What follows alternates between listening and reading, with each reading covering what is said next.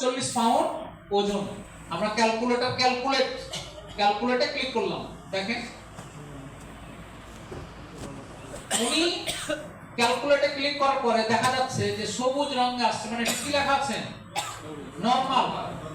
Normal কত থেকে কত? 18.5 থেকে 25 এর মধ্যে। মানে ওনার একটু ওজন বেশি হয়ে গেলে আপনার ওজন কমাতে হতো। হাইট তো কমানো যাবে না, বাড়ানো যাবে না। হাইট কমানো বাড়ানো যাবে না, কিন্তু ওজনটা কমানো বাড়ানো যাবে।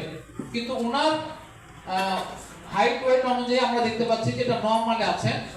হ্যাঁ, তো ওনার ওজনটা 18 থেকে 25 হচ্ছে নরমাল, সেখানে ওনার হচ্ছে 24.5, মানে নরমালের শেষ দিকে আছে। আপনি কি মানে অ্যাসেসমেন্টটাকে আপনার কাছে মনে হয়েছে ঠিক আছে? আচ্ছা, তাহলে আপনার বডি অনুযায়ী বয়স অনুযায়ী কিন্তু মোটামুটি ঠিক আছে, দেখে নরমাল আসলো।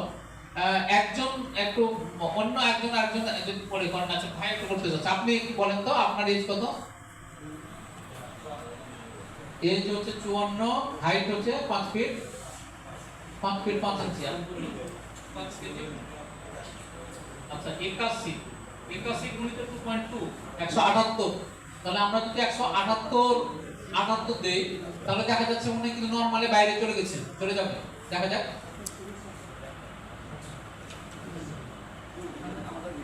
এই যে ঘুরে গেছে। তার মানে উনি করছে ওভারওয়েট, তাই না?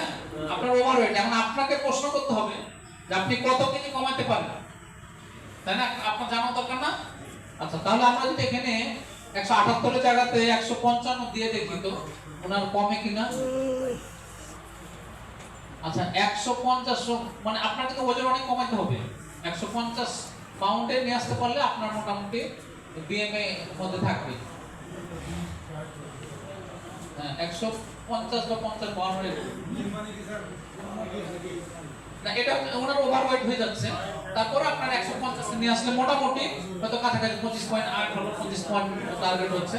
তো আমরা এইভাবে কিন্তু আমাদের ওয়েটটা হাইটটা BMA body max index, BMI body max index, মানে আমাদের শরীরের একটা গঠন।